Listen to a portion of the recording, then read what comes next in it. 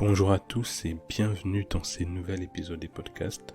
Dans cet épisode, nous allons commencer une nouvelle série d'enseignements qui va porter sur les thèmes du sommeil spirituel. Mais pour bien comprendre la notion du sommeil spirituel, il faut savoir que dans l'esprit, il existe plusieurs états. Il y a l'état des morts spirituelles, dans lesquels on est séparé de Dieu. Il y a l'état des nouvelles naissances, dans lesquelles l'être humain est réconcilié avec Dieu. Le Saint-Esprit vient habiter en lui et son esprit est de nouveau régénéré. Mais il y a aussi l'état où, lorsqu'on est né de nouveau, on est rempli du Saint-Esprit, on est revêtu du Saint-Esprit. Il y a ensuite, dans les points négatifs, l'état où on est certes né de nouveau, mais on est assoupi, alourdi ou endormi spirituellement. Et après les sommets spirituels, il y a aussi l'état des rétrogradations spirituelles. Il faut savoir que avant de rétrograder totalement spirituellement, on commence d'abord par s'endormir spirituellement. Et les sommets spirituels, c'est un sujet que Jésus avait déjà abordé. Si vous lisez Luc 21 au verset 34, Jésus dit « Prenez garde à vous-même de craindre que vos cœurs ne s'apaisantissent par les excès du manger et du boire et par les soucis de la vie et que ces jours ne viennent sur vous à l'improviste. » En fait, dans ces textes, si vous lisez tout le chapitre 21, ça le comporte en fait qu'ici, Jésus est en train de parler des différentes mises en garde. Il parle de la fin des temps. Il dit prenez garde à la séduction aux faux prophètes, mais il nous avertit en disant prenez garde à vous-même. Prenez garde à vous-même de sorte que vous ne vous retrouviez pas dans un état de sommeil spirituel. La version français courant dit prenez garde à vous-même pour que vos esprits ne s'alourdissent pas à force de trop bien manger, de trop boire et de vous tracasser pour les choses de la vie, sinon ces grands jours vous surprendra tout à coup. Donc en fait ici Jésus nous donne une vérité, c'est que une personne qui est alourdie, qui est endormie, assoupie spirituellement, est une personne qui est en danger et qui peut rater l'enlèvement. Mais avant d'aller plus loin sur les dangers, les conséquences, même les causes, les symptômes du sommeil et de l'assoupissement spirituel, il faut déjà qu'on comprenne c'est quoi les sommeils spirituels en lui-même. Alors, les sommeils spirituels ou l'assoupissement spirituel est un état dans lequel notre esprit régénéré, notre esprit né de nouveau, notre homme intérieur devient endormi ou assoupi. C'est-à-dire que notre esprit n'est plus au contrôle de notre vie. En fait, il faut prendre notre vie comme une voiture. Et cette voiture-là, il n'y a que deux personnes ou deux natures en nous qui peuvent la conduire. Ça va être soit notre esprit régénéré en communion avec le Saint-Esprit qui va du coup conduire notre vie, soit ça va être notre vieil homme, notre ancienne nature qui va avoir les contrôles, qui va prendre les volants de notre vie. Et lorsqu'on parle du sommeil spirituel, donc c'est un état dans lequel notre esprit, qui est normalement censé prendre les contrôles, avoir les contrôles sur notre vie en communion avec le Saint-Esprit, est endormi et assoupi. Par conséquent, c'est maintenant notre vieil homme, notre ancienne nature, en collaboration avec la chair, avec nos émotions, avec notre âme, avec les démons, prennent désormais les contrôles de notre vie. Une chose importante à savoir et à comprendre, c'est que la normalité pour tout enfant de Dieu, étant né d'esprit, c'est que ce soit les Saint-Esprit en communion avec son esprit qui doivent influencer et conduire sa vie. Dans Galates 5 au verset 25, je vais lire la version Louis II qui dit « Si nous vivons par l'esprit, marchons aussi selon l'esprit. » Dans la version français courant, ça dit « L'esprit nous a donné la vie, laissons donc aussi diriger notre conduite. » Donc la normalité, c'est que une fois que tu es né de nouveau, ton esprit soit rempli du Saint-Esprit pour être conduit par le Saint-Esprit, pour être revêtu par le Saint-Esprit, et ainsi tous les différents domaines de ta vie, que ce soit tes choix, tes décisions, ton caractère, tes œuvres, tes actions, soient influencés par le Saint-Esprit, de sorte à manifester les fruits de l'Esprit. C'est ça la volonté et les plans parfaits de Dieu pour nous. Mais lorsqu'on est dans un état de sommeil spirituel, ce n'est plus ça qui s'est produit.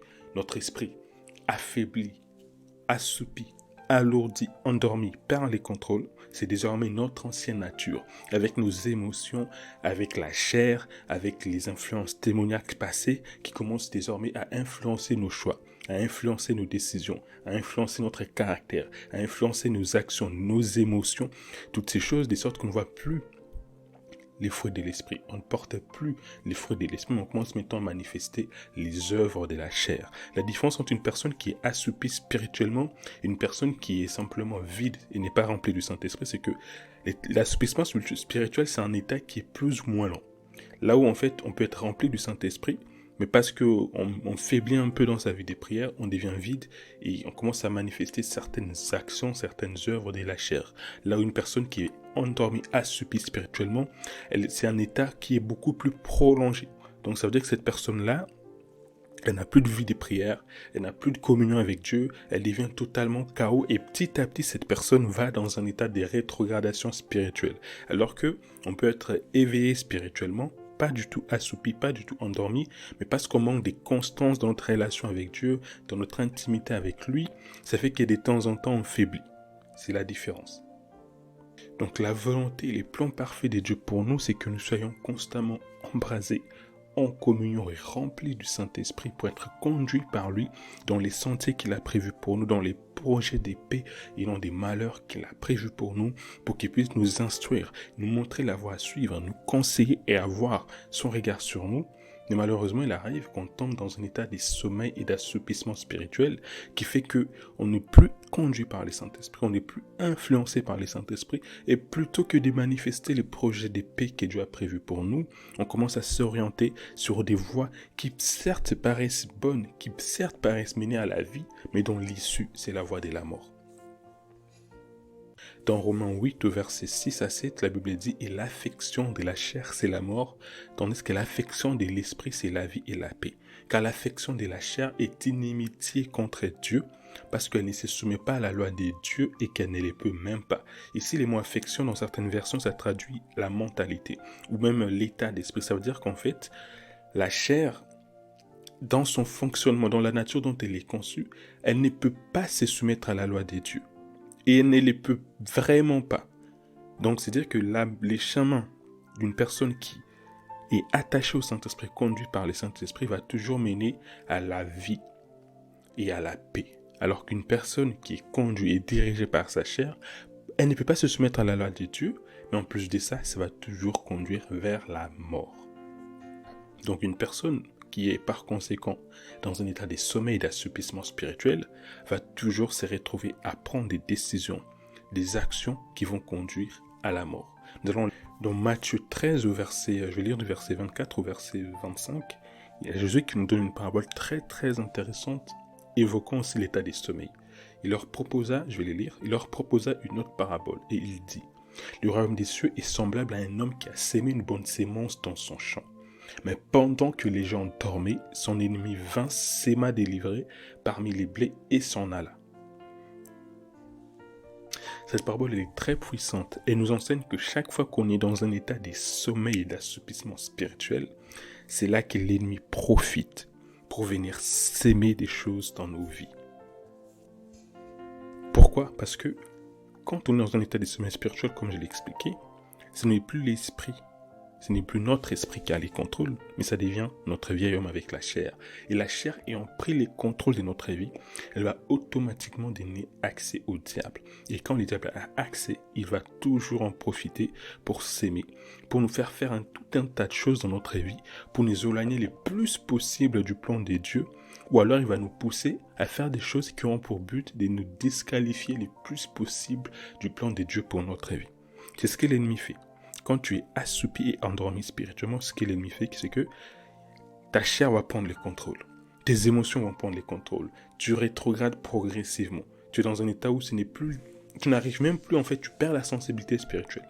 On va le voir dans un autre épisode, mais c'est que quand on est assoupi et endormi spirituellement, on perd la sensibilité spirituelle.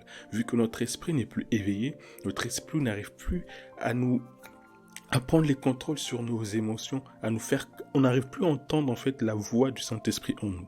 Et comme on est dans cet état-là, notre esprit n'a plus par conséquent la capacité, la force pour dire non aux tentations de notre chair, aux convoitises de la chair, à la convoitise des yeux, à l'orgueil de la vie.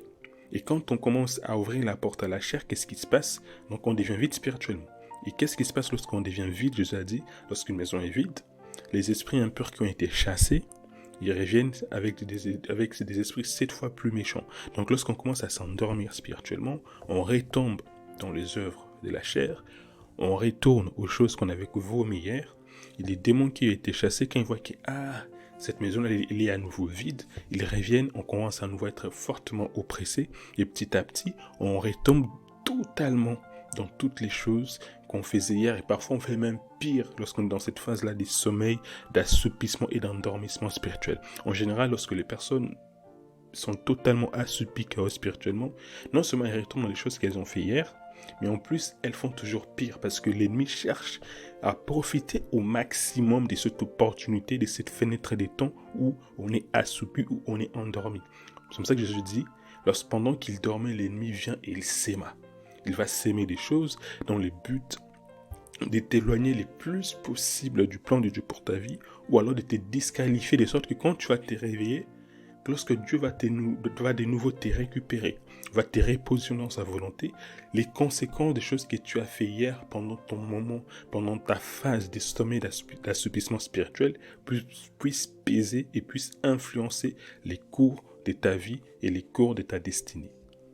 Pour cet épisode, j'ai identifié 3 choses que l'ennemi aime s'aimer pendant qu'on est assoupi et endormi spirituellement.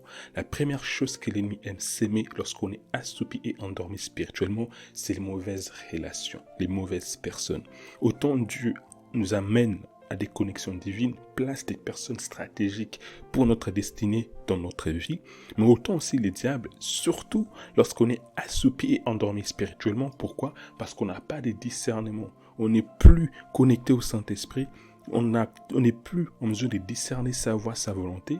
Du coup, on fait des mauvais choix parce qu'on est totalement conduit par notre vieil homme, par notre chair, par nos émotions, par notre intelligence. On croit savoir, on se croit sage, on se croit ceci, on se croit cela. Du coup, on croit que oui, c'est certainement lui l'homme de ma vie, vu qu'il a ça, vu qu'il correspond à mes critères.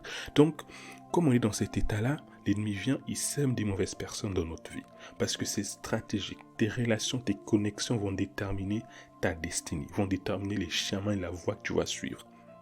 Donc, une des choses qu'il fait, c'est qu'il va s'aimer de mauvaises personnes. C'est comme ça qu'il y a beaucoup de gens, quand ils étaient assoupis, rétrogrades spirituellement, ils sont tombés dans des relations bizarres qui ont créé des conséquences, qui ont fait des choses, qui ont amené des blessures, qui les ont éloignés des dieux.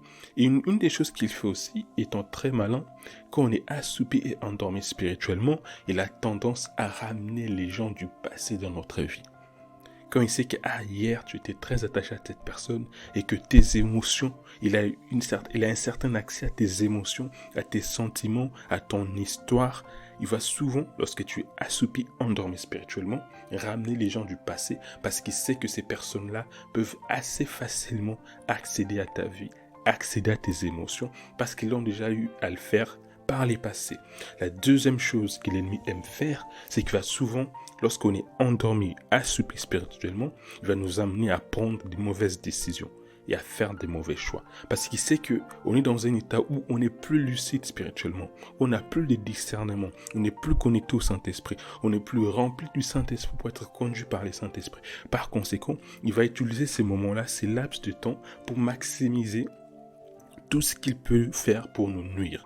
Donc il va nous amener à faire des mauvais choix et à prendre des mauvaises décisions. Et ce ne sera pas des décisions légères. Non, ce sera des décisions stratégiques pour notre vie, pour notre destinée. C'est là qu'il va t'amener à quitter ton travail, à te fiancer, à te marier avec des gens que tu n'es même pas tu n'as même pas entendu Dieu. Il va t'amener à quitter ton travail alors que c'est là où Dieu t'avait planté parce qu'il avait un but spécifique. C'est là où ça correspond à ta vie. Il va t'amener à changer d'école, à changer totalement d'orientation parce qu'il sait que ce sont des décisions que Dieu avait placées là, que Dieu t'avait conduit à faire et à prendre parce que c'était très stratégique. Mais comme tu es dans une phase d'assoupissement, il profite pour venir tout gâcher, tout chambouler de ce que Dieu avait déjà commencé à faire dans ta vie. C'est pour ça que moi, je recommande, je dis toujours, il ne faut jamais prendre des décisions importantes, faire des choix importants pour sa vie lorsqu'on n'est pas en mesure de bien entendre Dieu, lorsqu'on n'est pas dans une phase où on est connecté spirituellement, lorsqu'on sait que tu sais que toi-même dans ta vie, marche avec Dieu, c'est plus trop ça. Sache que c'est pas du tout le moment pour faire entrer des gens dans ta vie, ni les moments pour prendre certains choix ou certaines décisions. Sinon, tu vas les regretter. Et une troisième chose que l'ennemi aime faire, c'est que lorsqu'on est assoupi, endormi spirituellement, il va orchestrer des situations, toujours dans le but de ternir notre image, de nuire à notre réputation. En fait, il va faire en sorte que certaines situations se produisent et que tu aies des mauvaises réactions dans le but de t'entacher plus tard, de sorte que quand demain, Dieu te restaure, Dieu te repositionne, on se souvienne toujours de la mauvaise chose que tu avais fait hier quand tu étais dans une phase de sommeil spirituel. Ça me rappelle David. David, il était embrasé, passionné de Dieu. Mais lorsqu'il a eu le pouvoir, pendant un certain temps, il est tombé dans une phase d'assoupissement et de sommeil spirituel. Et dans cette phase-là, la Bible nous montre qu'il est tombé dans l'adultère avec la femme jurée. Et aussi, on regarde bien l'histoire de David, on peut se rendre compte que pendant ces laps de temps-là des sommeils d'assouplissement spirituel, l'ennemi il a tout fait pour saccager sa vie. Il l'a amené à faire des mauvaises décisions, à prendre certains choix, à poser certaines actions, à avoir certaines réactions qui ont eu un poids important sur les restes de sa destinée et même sur sa famille. Il a couché avec la femme d'Uri, il a fini par tuer Uri. Et on se rend compte que ces actions qu'il a faites durant cette période-là ont même eu des conséquences sur Absalom, sur ses enfants. Donc, l'ennemi, il aime toujours profiter de notre moment des sommets d'assoupissement spirituel lorsqu'on est déconnecté du Saint-Esprit, lorsqu'on est assoupi, alourdi, pour faire un maximum de massacres, un maximum de dégâts dans notre vie, pour nous éloigner le plus possible de notre destinée. Mais Dieu merci, c'est un Dieu de miséricorde, de compassion, de sagesse. Lorsqu'on se répand, lorsqu'on devient éveillé spirituellement, il sait nous repositionner. Ça ne veut pas dire que les conséquences de nos actions et de nos choix, des connexions faites pendant ces moments-là des sommets d'assouplissement spirituel disparaissent, mais il sait comment nous restaurer et il sait comment nous rattraper, nous repositionner dans les couloirs de notre destinée. J'espère que cet épisode vous a béni, vous a édifié. Je vous donne rendez-vous tout de suite au prochain épisode dans lequel nous allons continuer d'aborder ces sujets-là. Que Dieu vous bénisse abondamment.